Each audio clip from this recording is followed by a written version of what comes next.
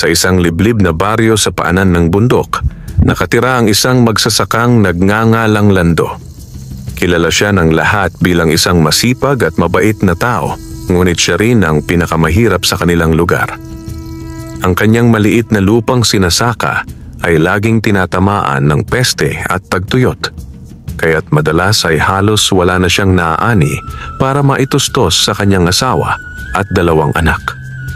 Bagamat kipit sa buhay, hindi kailanman nagreklamo si Lando. Laging nakikita ng kanyang mga kapitbahay na kahit gutom, nakangiti pa rin siya at handang tumulong sa sinumang nangangailangan. Kung minsan, ang kaunting gulay na kanyang naaani ay ibinibigay pa niya sa mas naghihirap na pamilya. Ngunit sa baryong iyon, may isang angkan ng mga sakim, ang pamilya ni na Don Severino at ng kanyang mga anak. Sila ang pinakamayaman, pinakamaraming lupa at sila rin ang kinatatakutan ng lahat. Hindi lamang dahil sa kanilang yaman, kundi dahil sa kanilang kalupitan at pang-aapi sa mga mahihirap. Sa tuwing may magsasakang hindi makabayad ng utang, agad nilang kinukuha ang lupa nito. Kapag may nagprotesta, hindi na muling nakikita o kaya'y bugbog sarado ang kinahihinatnan. Isang gabi, matapos ang maghapong pagsasaka, umuwi si Lando na halos wala ng lakas. Napaupo siya sa tabi ng kanilang kubo sa lilim ng puno ng mangga at doon siya nagdasal ng taimtim. Diyos ko, sana kahit isang beses man lang ay maranasan naming hindi magutom ang aking pamilya.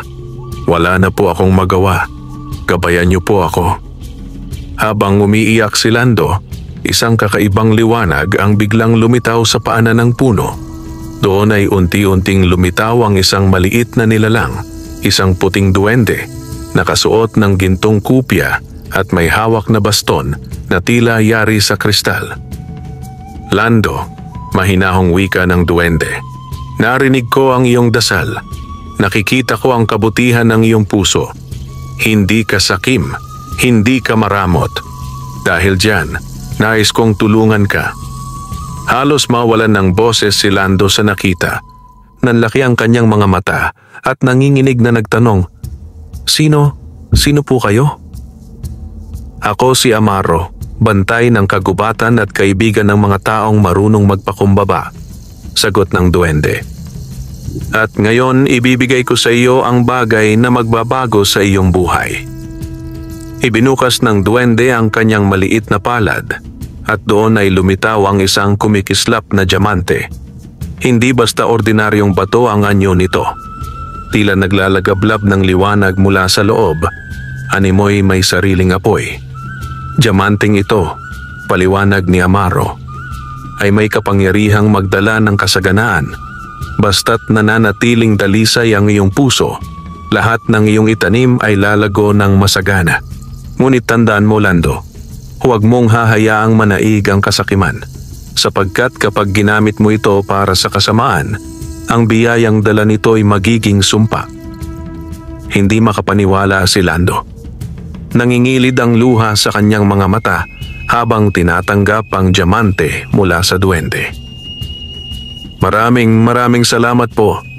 Hindi ko po sasayangin ang tiwala ninyo. Ngumiti si Amaro at naglaho na tila bula. Iniwan si Lando na hawak ang mahiwagang bato. Kinabukasan, nagulat si Lando nang ang kanyang mga tanim na halos patay na ay muling nabuhay. Mas malago, mas luntian at namumunga ng sagana. Sa unang pagkakataon, nakaani siya ng higit pa sa kanyang inaasahan. Ngunit hindi ito nakalampas sa mapanuring mata ng pamilya ni na Don Severino. Sa kanilang mga mata, ang biglang pag-asenso ni Lando ay kahina-hinala. At mula roon, nagsimula ang pagsibol ng inggit at galit sa kanilang mga puso. Isang inggit na magdadala ng panganib hindi lamang kay Lando, kundi pati na rin sa kanyang pamilya. Mabilis kumalat ang balita sa buong baryo tungkol sa biglaang pagyaman ng ani ni Lando. Ang mga kapitbahay niyang dati naawa at nakikidalamhati sa kanyang paghihirap, ngayoy hindi makapaniwala sa kanilang nakikita. Grabe, ang lulusog ng palay niya! Bulalas ng isang magsasaka habang pinagmamasdan ng bukirin ni Lando. Parang hindi tinatamaan ng peste, ni hindi natutuyo kahit tigang ang lupa. At tingnan mo, pati gulay niya, doble ang laki kumpara sa atin. Dagdag pa ng isa. Dumagsa sa bukirin ni Lando ang mga tao, hindi lamang para tumulong sa pag-aani, kundi para makita rin ang himalang naganap. Sa halip na magmayabang, nanatiling mapagpakumbaba si Lando. Sa tuwing may lumalapit upang humingi ng kaunting ani, bukas palad niya itong ibinibigay. Ngunit hindi lahat ay natuwa. Sa malaking bahay bakasyunan sa gitna ng baryo, nagkakagulo ang pamilya ni na Don Severino. Hindi maaari, sigaw ni Don Severino habang ibinabagsak ang hawak na baso sa sahig. Paano mangyayaring masagana ang ani ng isang pulubi, samantalang tayo may makinarya at lupa pero siya pa ang nauuna sa kasaganaan? Sumabat ang panganay niyang anak na si Enrico, kilala sa pagiging tuso at mapanlamang. Ama, tiyak may itinatagong sikreto ang magsasakang iyon. Hindi normal ang nangyayari. Baka may agimat o baka'y may masamang nilalang na tumutulong sa kanya.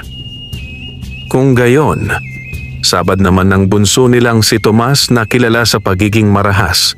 Kukunin natin ang sikreto niya. Hindi siya nararapat umasenso. Ang yaman dito sa baryo para lang sa atin. Nagkatinginan ang mag-aama at sa kanilang mga mata, malinaw ang namumuong plano. Sisiyasatin nila si Lando at gagawin ang lahat upang agawin ang kapangyarihang bumaho sa kanyang buhay. Samantala, sa kabilang panig ng baryo, ipinagpapatuloy ni Lando ang pagtulong sa kanyang mga kababaryo. Nagbihay siya ng libreng bigas sa mga pamilyang walang makain at ipinahiram niya ang ilan sa kanyang mga gamit sa pagsasaka. Lando, paano ka namin mababayaran? Tanong ng isang inang may 5 anak. Hindi niyo kailangan akong bayaran. Nakangiti niyang sagot. Ang mahalaga, wala nang mahuhutom sa atin. Ang kanyang kabutihang loob ay nagdulot ng higit pang paghanga mula sa marami. Ngunit kasabay nito, dumoble rin ang inggit at pagkasuklam ng pamilya ni Don Severino.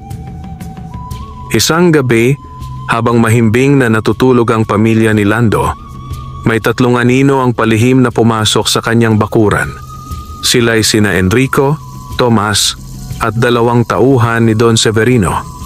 Dala nila ang mga itak at lampara at tahimik silang lumapit sa kamalig kung saan nakatago ang ani ni Lando. Siguradong nandito ang sikreto niya, bulong ni Enrico habang iniikot ang tingin. Ngunit nang pagbuksan nila ang kamalig, tumambad lamang sa kanila ang mga sako ng palay at gulay. Walang agimat, walang mahiwagang gamit.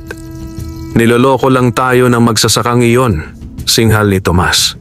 Siguro nakatago sa bahay ang lihim niya. Kung gusto nyo, pasukin na natin. Bago pa man sila makagalaw, isang malamig na simoy ng hangin ang dumampi sa kanilang balat. Kasabay nito'y tila may boses na bumubulong mula sa kawalan. Mag-ingat kayo. Huwag niyong pakialaman ang hindi para sa inyo. Nanlaki ang mga mata ng mga tauhan at nagsitakbo palayo, nanginginig sa takot. Ngunit si Enrico at Tomas ay hindi natinag. Sa halip, mas lalo silang nagngit-ngit. Kung may bantay siya, mas lalong dapat nating agawin, mariing sabi ni Enrico. Hindi tayo titigil hanggat hindi natin napapasakamay ang kapangyarihan niya. At mula roon, nagsimula ang mas masusing plano ng angkan ng mga sakim. Isang planong maglalagay sa buhay ni Lando at ng kanyang pamilya sa bingit ng panganib. Kinabukasan, nagising si Lando nang may kakaibang pakiramdam, parang may nagmamasid sa kanya. Habang naglalakad papunta sa bukid, ramdam niya ang malamig na simoy ng hangin na tila may kasamang babala. Pinakiramdaman niya ang paligid ngunit wala siyang nakita. Nang dumating siya sa bukirin, dinala niya mula sa kanyang bulsa ang mahiwagang diamante na ibinigay ng duwendeng si Amaro.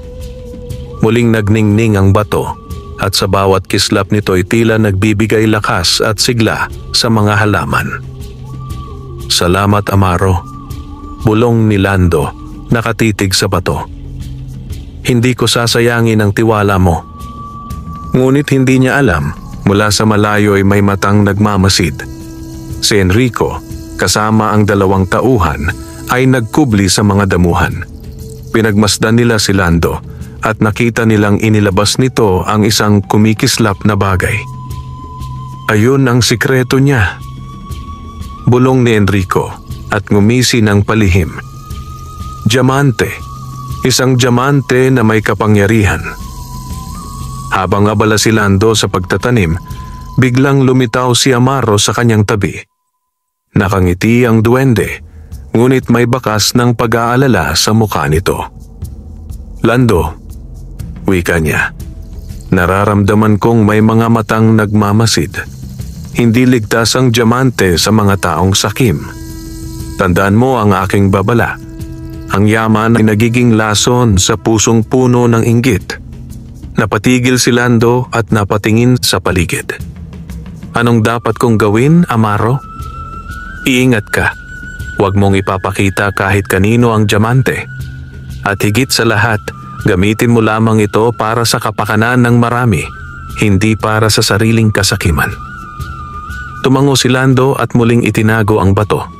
Ngunit hindi niya alam, sapat na ang nakita ni Enrico upang mag-udyok ng mas malaking kapahamakan. Sa malaking mansyon ng mga Severino, nagtipon ang buong pamilya. Umupo si Don Severino sa gitna ng mesa, nakikinig habang ikinukwento ni Enrico ang kanyang nakita. "Isang diamante ang kanyang hawak, Ama," ulat ni Enrico. "Hindi basta diamante, may kakaibang liwanag, tila may kapangyarihan." Nanlaki ang mga mata ni Don Severino. "Kung totoo ang sinasabi mo, anak, iyon ang magiging susi upang lalo tayong yumaman. Hindi na tayo makukontento sa baryong ito lamang. Pati mga karatig bayan mapapasailalim sa ating kamay." Sumabat si Tomas, sabik na sabik. "Kunin na natin agad, hindi ba't mas madali kung pilitin natin siya?" Umiling si Enrico. "Hindi ganon kasimple. May bantay siya, may kapangyarihan ng duwende. Hindi tayo pwedeng magpadalos-dalos. Kailangan ng masinop na plano." Nag-isip si Don Severino tapos ay ngumiti ng tuso. "Kung ganoon, gagamitin natin ang kahinaan niya, ang kanyang kabaitan. Sa pamamagitan nito, kusa niyang ilalapit sa atin ang diamante." Ilang araw ang lumipas at isang utusan mula sa pamilya Severino ang dumating sa bahay ni Lando. Ipinatawag siya ni Don Severino, di umano'y para makipag-usap tungkol sa tulong para sa mga magsasaka. Nag-alinlangan si Lando, ngunit dala ng kanyang paggalang at pagnanais makatulong, pumayag siyang pumunta. Habang papunta siya sa malaking bahay, ramdam niya ang bigat ng hangin. Parang may nakatagong panganib na naghihintay. Pagpasok niya sa mansyon, sinalubong siya ni Don Severino na nakangiti, ngunit sa likod ng ngiting iyon ay may malamig na intensyon. "Lando, narinig ko ang tungkol sa iyong kasaganaan," wika ng matanda. "Isang malaking tulong sa baryo ang iyong mga ani. Nais kong makipagtulungan sa iyo upang ang buong bayan ay makinabang." Nagulat si Lando at saglit na natuwa. Ngunit sa kanyang dibdib ay may maliit na tinig na nagbubulong, "Mag-ingat ka." At sa unang pagkakataon, nakatapat siya sa pamilyang matagal nang nang-aapi sa mahihirap. Hindi niya alam kung makaliligtas ba siya sa bitag na unti-unting ikinukulong ng mga sakim. Sa loob ng marangyang mansyon ni na Don Severino, nakaupo si Lando sa isang mahabang mesa na puno ng pagkain, lechon, pritong manok, putahing hindi pa niya natitikman sa buong buhay niya. Sa isang iklap, nakaramdam siya ng pagkailang. Hindi niya nakasanayan ng ganitong karangyaan.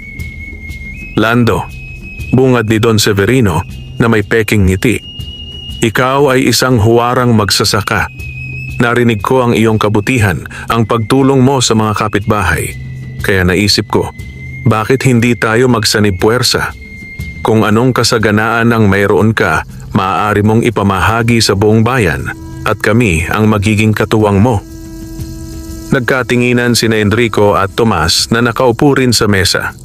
Pareho silang may mga matang nanlilisik, nagmamasid sa bawat galaw ni Lando, waring nag-aabang ng pagkakamali. Kung may kailangan ka, dagdag ni Don Severino, maaari kang humingi. Kapalit lamang, nais kong malaman kung ano ang sekreto ng iyong kasaganaan. Natigilan si Lando. Alam niyang ito na ang simula ng kanyang kinatatakutang mangyari, ang pagnanasa ng pamilya Severino sa Diamante. Mabilis niyang inalala ang babala ni Amaro. Huwag mong ipapakita kahit kanino ang Diamante. Huminga siya ng malalim bago sumagot. Pasensya na po, Don Severino. Wala akong ibang sikreto kundi pagsisikap at pananalig sa Diyos. Bahagyang nagdilim ang mukha ni Enrico. Hindi ba't kahapon lang halos wala kang ani at ngayon ay sobra-sobra? Huwag mo kaming gawing hangal, Lando. Anak, pigil ni Don Severino. Huwag kang mainit ang ulo. Muli niyang tiningnan si Lando, ngunit ngayon ay mas malamig ang kanyang ngiti. Kung ayaw mong magsabi, wala akong magagawa. Ngunit tandaan mo, hindi mo maitatago magpakailanman ang iyong lihim. Pag-uwi ni Lando mula sa mansyon, agad niyang ikinuwento kay Aling Rosa, ang kanyang asawa, ang nangyari. Nag-aalala ito, halos hindi mapakali. Lando, huwag ka nang bumalik doon. Kilala natin ang pamilya Severino. Hindi sila basta susuko. Alam ko, Rosa, sagot niya. Ngunit hindi ko rin sila pwedeng hayaan. Ang mahalaga, protektado natin ang ating pamilya at ang Diamante. Kinagabihan, muli siyang binisita ni Amaro. Lumitaw ito sa ilalim ng liwanag ng buwan, nakatingin ng mariin kay Lando. Ngayon ay alam ko na. Ang pamilya Severino ang nagmamasid sa iyo. Wika ng duwende. Ang kasakiman nila ay matagal nang nagpapahirap sa baryo. At kung makuha nila ang Diamante, laganap na kapahamakan ang darating. Napayuko si Lando. Ano ang dapat kong gawin, Amaro? Hindi ako makikipaglaban. Isa lang akong magsasaka. Ngunit ikaw ay may pusong dalisay, sagot ng duwende. At iyan pinakamakapangyarihan mong sandata. Samantala, sa mansyon ng mga Severino, muling nagpulong ang pamilya. Ang galit ay malinaw sa kanilang mga mukha. Hindi siya nagsabi, bulalas ni Tomas habang pinupukpok ang mesa. Dapat natin siyang pilitin. Hindi, sabat ni Enrico. Kung pipilitin natin, mas lalong lalakas ang proteksyon niya. Mas mainam na gamitin natin ang kanyang kahinaan, ang kanyang pamilya. Tumango si Don Severino at ang kanyang malamig na ngiti ay tila patalim. Kung ganoon, ilagay natin sila sa sitwasyong wala silang pagpipilian. Kapag ang pamilya niya ang nakataya, tiyak na isusuko niya ang Diamante. At doon nagsimula ang masamang plano ng angkan, isang bitag na maglalagay kay Lando sa pinakamahirap na pasya sa kanyang buhay. Ang piliin ang kanyang pamilya o ang kapakanan ng buong baryo. Madaling araw pa lamang nang magising si Lando sa malalakas na kaluskos sa labas ng kanilang kubo. Unay inakala niyang hangin lamang, ngunit nang marinig ang mga yabag at mahinang bulungan ng mga lalaki, mabilis siyang kumilos. Rosa, gising. May tao sa labas. Bulong niya sa asawa. Nagising din ang mga bata at agad na kumapit kay Rosa. Nanginginig sila sa takot. Lumabas si Lando, hawak ang kanyang gulok at tumambad sa kanya ang tatlong anino na nagtatangkang sumalakay sa kanilang kamalig. Sa liwanag ng buwan, nakilala niya ang dalawang tauhan ni na Don Severino. Hoy, anong ginagawa niyo riyan? Sigaw ni Lando. Nagkagulo ang mga lalaki, ngunit hindi sila umatras. Sa halip, isa sa kanila ang sumugod kay Lando. Agad niyang hinarang gamit ang gulok at isang mainit na bakbakan na naganap. Sa kabila ng kanyang pagod, nanalo si Lando. Nagulat ang mga tauhan sa kanyang tapang at mabilis na tumakbo palayo. Ngunit bago sila tuluyang makalayo, narinig pa ni Lando ang sigaw ng isa. "Hindi ka tatagal, Lando. Isusuko mo rin ang lihim mo." Pagbalik ni Lando sa loob ng kubo, sinalubong siya ng nanginginig na si Rosa. "Lando, totoo nga ang hinala natin. Hindi sila titigil. Baka bukas, hindi na tauhan ang dumating. Baka mismong si Don Severino at ang mga anak niya." Yumakap si Lando sa kanyang asawa at mga anak. "Huwag kayong mag-alala. Hindi ko hahayaang may mangyaring masama sa inyo." Ngunit sa puso niya, ramdam niya ang pangamba. Alam niyang hindi na ordinaryong laban ang kanyang haharapin. Muling lumitaw si Amaro ng gabing iyon. Ang kanyang muka'y puno ng lungkot at babala. "Lando," sabi ng duwende, "ito na ang sinasabi kong panganib. Ang pamilya Severino ay hindi mapapagod hanggat hindi nila nakukuha ang diamante. Ngunit tandaan mo, hindi mo kailanman dapat isuko ito. Ang kapangyarihang hawak mo ay para sa lahat ng mahihirap, hindi para sa mga sakim."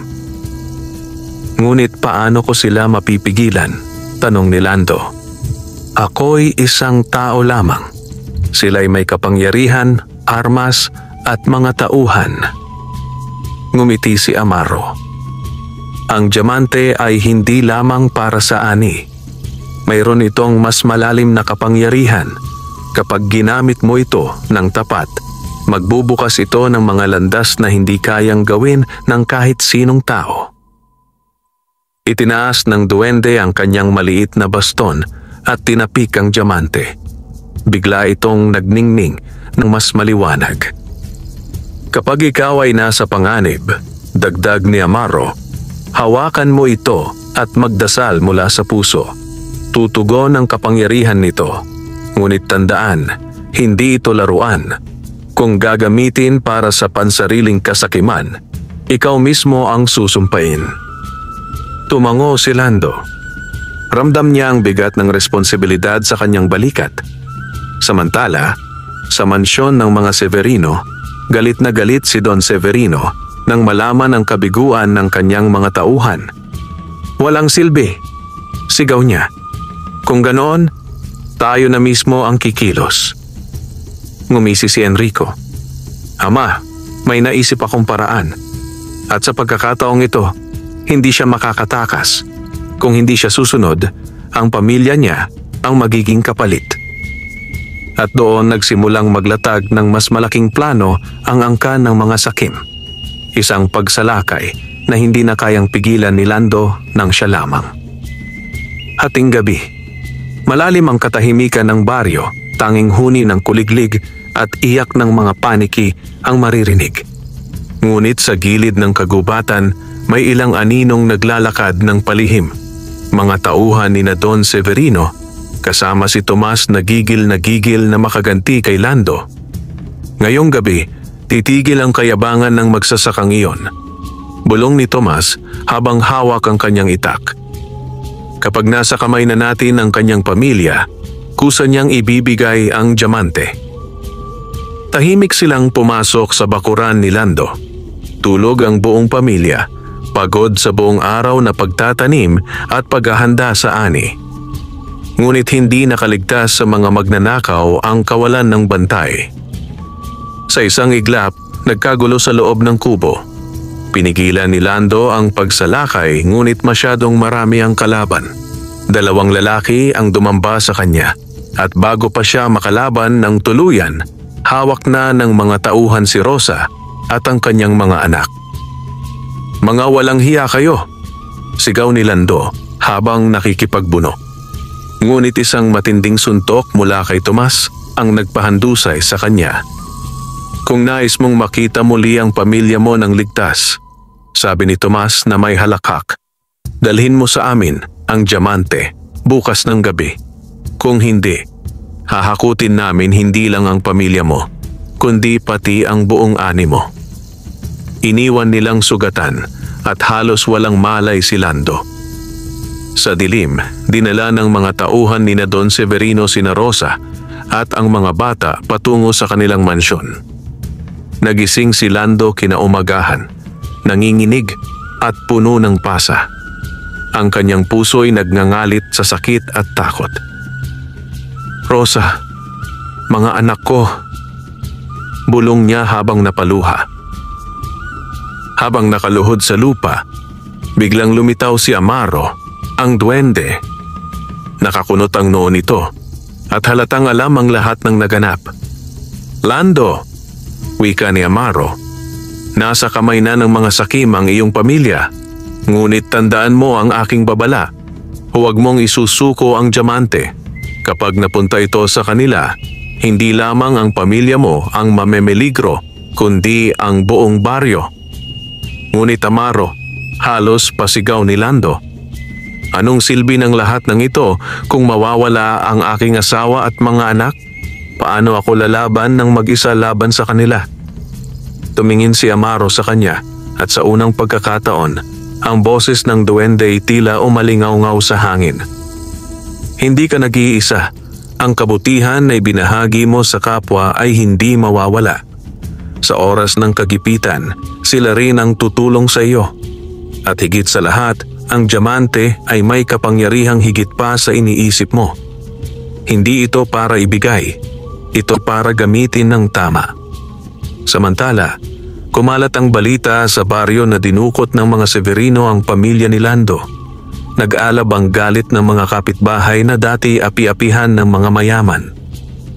"Hindi na tayo pwedeng manahimik pa," sigaw ng isang magsasaka. "Tama, lagi na lang tayong takot sa kanila. Ngayon oras na para ipaglaban si Lando at ang kanyang pamilya."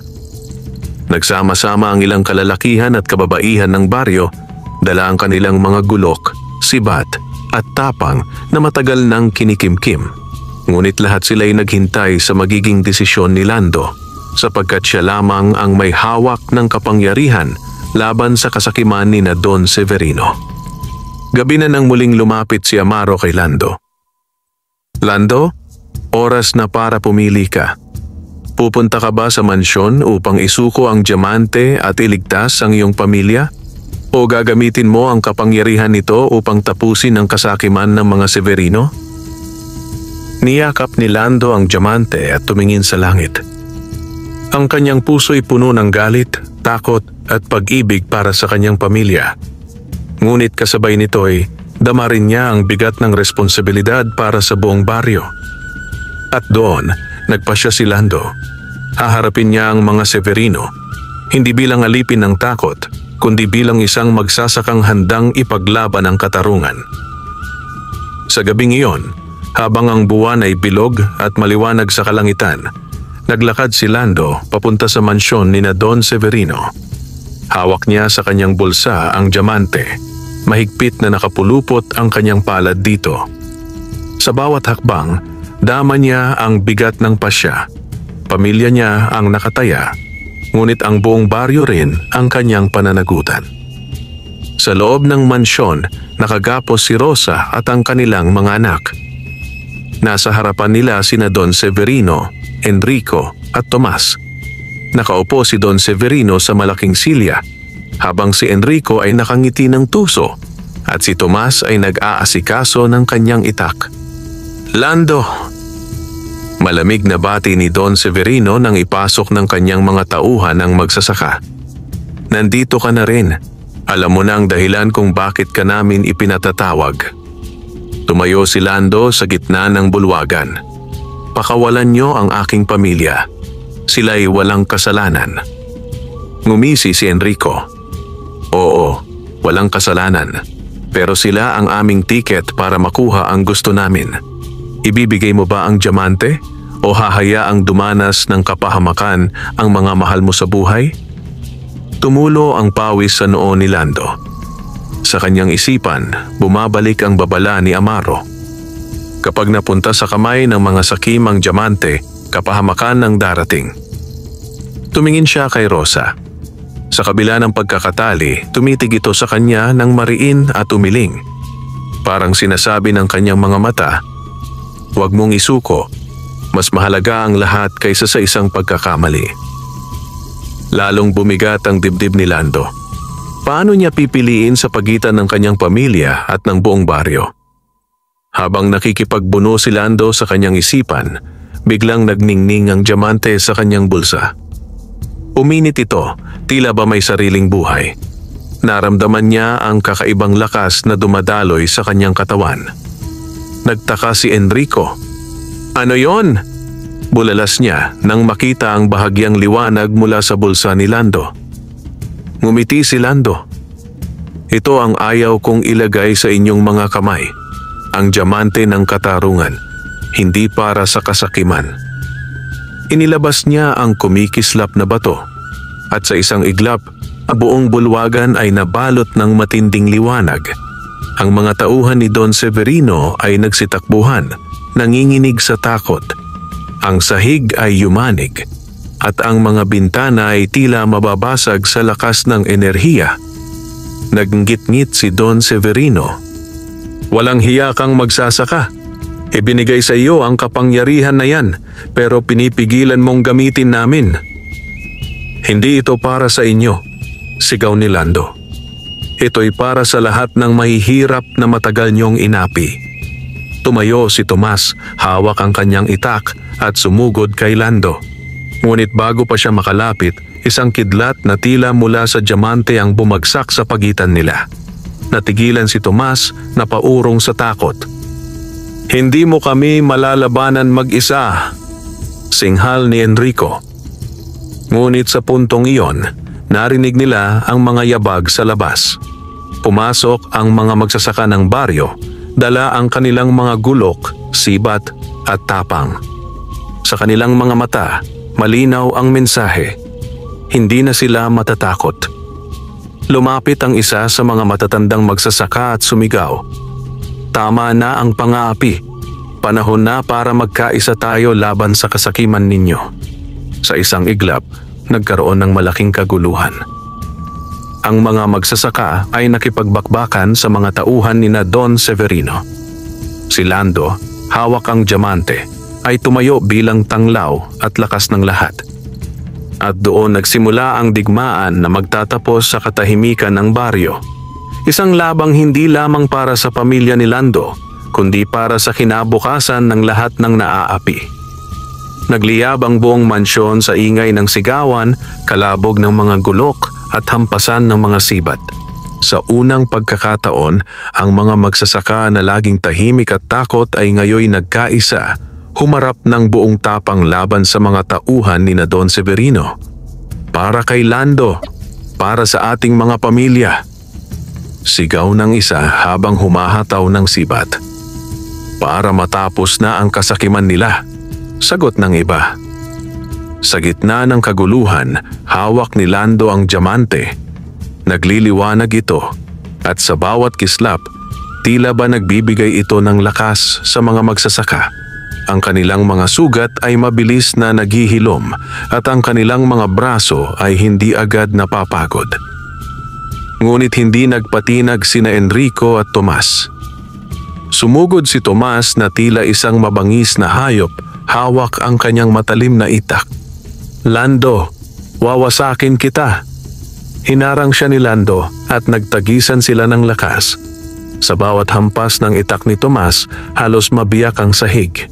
Ngunit bawat atake ay nasasalag ni Lando at sa tulong ng diamante ang kanyang mga galaw ay mas mabilis kaysa dati. "Hindi mo ako matatalo," sigaw ni Tomas. "Ako ang tunay na tagapagmana ng baryong ito."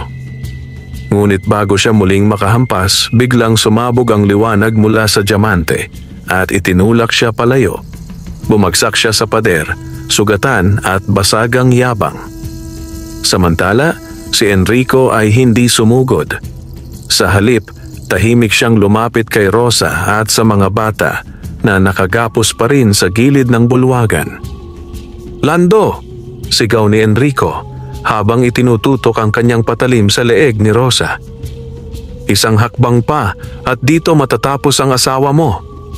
Napatigil si Lando. Ang mga magsasakay natigilan din. Ang liwanag ng diamante ay bahagyang humina dahil sa pangambang nadarama ng may-ari nito. Lando, isipin mong mabuti, wika ni Enrico na may malamig na ngiti. Isuko mo ang diamante sa akin. Palalayain ko ang iyong pamilya. Ngunit kung ipagpipilitan mo pa ang laban, dito sila magbabayad ng buhay. Nanginginig ang mga kamay ni Lando. Naramdaman niya ang paninikip ng kanyang dibdib. Ang kanyang asawa at mga anak ang kanyang kayamanan. Ngunit nasa kamay niya rin ang kinabukasan ng buong baryo. Kapag isinuko mo ang diamante, magiging alipin ang lahat, bulong ng kanyang isip. Ngunit kung hindi, baka mawalan ka ng pamilya. Naluha si Lando.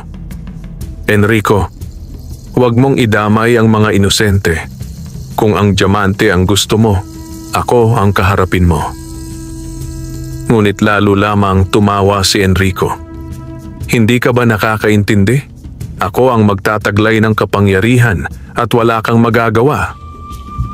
Sa sandaling iyon, biglang nagningning ng mas maliwanag ang diamante. At mula rito ay lumabas ang tinig ni Amaro, naririnig ng lahat sa loob ng mansyon. Lando, ang kapangyarihan ng diamante ay hindi lamang sa iyong mga kamay. Ito'y nabubuhay sa kabutihang pinili mo. Kapag ang lahat ay nagkaisa, walang makakatalo sa inyo. Sa isang iglap, kumislap ang buong bulwagan. Ang mga lubid na nakagapos kay Rosa at sa mga bata ay naputol at ang mga magsasakay tila lalong lumakas. Ang diamante ay kumalat ng liwanag na yumakap sa lahat ng naaapi, pinapawi ang kanilang takot. Nabigla si Enrico. Imposible, hindi pwede. Sigaw niya habang unti-unting nanginginig ang kamay na may hawak ng patalim. At doon, nagsimula ang huling pagsiklab ng tapang ng buong baryo laban sa kasakiman ni na Don Severino. Nagngangalit ang buong mansyon sa lakas ng sigawan at kalabog ng mga armas. Ang mga magsasaka, bagamat sugatan, ay nagpatuloy sa laban, dala ng liwanag ng diamante na nagbibigay sa kanila ng tapang at lakas. Samantala, bumukas ang malalaking pinto ng bulwagan. Mula roon ay lumabas si Don Severino, nakasuot ng itim na Amerikana at may hawak na mahaba at makinang na espada na may palamuti ng ginto. Sa kanyang presensya lamang, tila natigilan ang lahat. Mga hamak na magsasaka, wika niya na puno ng paghamak. Matagal na kayong utusan sa aking lupa at ganyan na lamang ba ang inyong pasasalamat? Revolusyon laban sa akin? Humakbang siya palapit kay Lando, ang mga matay nag-aapoy sa galit. At ikaw, Lando, ikaw ang nagpasimula ng lahat ng ito. Ibibigay mo ba ang diamante o dito mismo matatapos ang lahi mo? Hindi umurong si Lando. Hawak niya ang diamante na kumikislap ng mas maliwanag kaysa dati. Don Severino, tapos na ang panahon ng inyong pang-aapi. Hindi ninyo na maaring alipinin ang baryo. Ang diamante ay hindi para sa kasakiman ninyo. Ito'y para sa lahat. Mga walang utang na loob, singhal ni Don Severino. Sa isang iglap, mabilis niyang inundayan ng espada si Lando. Ngunit nasalag iyon ng liwanag mula sa diamante. Ang banggaan ng espada at liwanag ay nagpakawala ng malakas na alingawngaw na halos yumanig sa buong bulwagan. Nagtagisan ng lakas sina Lando at Don Severino. Ang bawat hampas ng espada ay sinasalubong ng kislap ng diamante. Ang bawat tama ng liwanag ay sinusubukang pigilan ng kapalaluan ng matanda. Habang nakikipaglaban, sumigaw si Don Severino. Ako ang may-ari ng lahat ng lupaing ito. Ako ang batas dito. At walang sino mang magsasaka ang magtatapos sa akin. Ngunit sumagot si Lando. Hindi ikaw ang may-ari ng lupa, kundi ang Diyos. At ang mga taong matagal mong inapi, sila ang tunay na may karapatan dito. Habang nagpapatuloy ang laban, unti-unting humihina si Don Severino. Ang kanyang espada, na dati makislap at mabigat, ay tila nawawalan ng lakas. Samantalang ang diamante ay lalo pang kumikislap. Pinapalakas si Lando at ang mga magsasaka. Sa gilid ng bulwagan, bumagsak si Enrico at Tomas, natalo at sugatan sa pakikipaglaban sa mga magsasaka. Ang kanilang mga tauhan ay nagsitakbo na. Iniwan silang walang kakampi. Ngunit si Don Severino, kahit nanghihina, ay hindi sumusuko. Sa kanyang huling lakas, sinubukan niyang isaksak ang espada kay Lando. Ngunit bago pa ito tumama, biglang nagningning ang diamante ng mas maliwanag kaysa dati. Tila liwanag ng araw sa gitna ng gabi. Ang liwanag ay bumalot kay Don Severino at sa isang iglap napasigaw siya sa sakit. Hindi maaari. Ako ang dapat maghari rito. Ngunit sa ilalim ng liwanag, ang kanyang katawan ay tila unti-unting natutunaw. Nagiging abo na tinatangay ng hangin. Hanggang sa wala nang natira kundi ang kanyang malamig na sigaw na unti-unting nawala sa kawalan. Humupa ang liwanag at ang buong bulwagan ay napuno ng katahimikan. Nakatayo si Lando, hawak pa rin ang diamante habang ang mga magsasakay na kapalibot nakatingin sa kanya na may paggalang at pag-asa. Lumapit si Rosa at ang mga bata, niyakap si Lando ng mahigpit. Tapos na Lando, bulong ni Rosa, nangingilid ang luha. Naligtas tayo. Ngunit sa kanyang puso, alam ni Lando na hindi pa tapos ang lahat sapagkat kailangan nilang muling buuin ang baryo at ibalik ang hustisya sa mga taong matagal na nga ang inapi. Makalipas ang madugong gabi ng laban, sumikat ang araw na may dalang kakaibang liwanag. Ang buong baryo na dati nakatali sa kasakiman ng mga Severino, ngayoy muling huminga ng malaya. Sa una pagkakataon, walang takot na naramdaman ang mga magsasaka, kundi pag-asa. Nagtipon ang lahat sa gitna ng plaza kung saan si Lando ay nakatayo kasama ang kanyang pamilya. Hawak niya pa rin ang diamante na ngayon ay nagliliwanag ng banayad, tila ba nagpapahinga matapos ang matinding pakikibaka. Mga kababaryo, wika ni Lando, ang gabing nagdaan ay nagpabagsak sa kasakiman. Ngunit ang laban ay hindi natatapos dito. Nasa atin ang responsibilidad na itaguyod ang kabutihan at ituwid ang lahat ng maling itinanim ng mga Severino. Lumapit si Amaro, ang puting duwende, at muling nagpakita sa lahat. Ngayon ay hindi lamang si Lando ang nakakakita sa kanya, kundi pati ang buong baryo. Namangha ang mga tao at sabay-sabay na nagmano at nagbihayalang sa mahiwagang nilalang. Mga anak ng lupa, wika ni Amaro. Ang diamante ay ipinagkaloob upang ituwid ang kawalan ng katarungan, ngunit hindi ito nararapat manatili sa iisang tao. Ang totoong yaman ay hindi nakatago sa isang bato. Nasa pagkakaisa at kabutihan ng bawat isa. Napayuko si Lando. Alam niyang totoo ang mga salita ng duwende. Lumapit siya sa gitna ng plaza, itinaas ang diamante at nagsalita. Mula ngayon, hindi ko ito itatago para sa sarili ko. Ang kapangyarihan nito ay para sa buong baryo.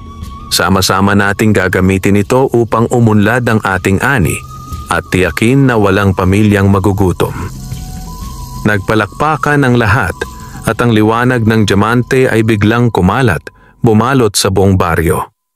Ang mga bukirin ay nagningning, ang mga puno ay namunga, at ang hangin ay naging sariwa at malinis. Nagtulungan ang mga magsasaka upang muling ayusin ang baryo.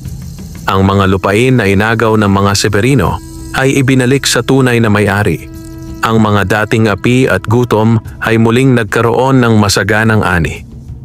Sa kanilang pagtutulungan, hindi na sila umaasa lamang kay Lando. Ang lahat ay nagsama-sama, may dalang bagong lakas ng loob. Ang baryo, na dati tahimik at takot, ay naging masigla at puno ng kasayahan. Habang nagbabantay sa kanyang bukid, nilapitan muli si Lando ni Amaro. Lando, wika ng duwende, natapos na ang pinakamabigat na pagsubok. Napatunayan mong hindi ka binihag ng kasakiman. Dahil doon, ang baryo ay muling umunlad. Ngumiti si Lando. Amaro, Hindi ko nagawa ito nang ako lang. Ang mga kababaryo ko, ang pamilya ko, sila ang tunay na dahilan ng aking lakas. Ang diamante ay naging gabay, ngunit ang kabutihan ng lahat ang nagdala ng tagumpay. Tumango si Amaro, saka naglaho na parang usok. At sa pag-alis niya, iniwan niya ang huling bulong na umalingaw-ngaw sa hangin. Hanggat may kabutihan sa puso ng tao, hindi kailanman magwawagi ang kasakiman. Lumipas ang mga araw at ang baryo ay naging huwaran ng pagkakaisa. Ang mga bata ay naglalaro ng malaya, ang mga magsasakay masaya sa kanilang mga ani, at ang bawat pamilya ay nakikibahagi sa kasaganaan. Si Lando, na dating hamak na magsasaka, ay naging simbolo ng tapang at kabutihan.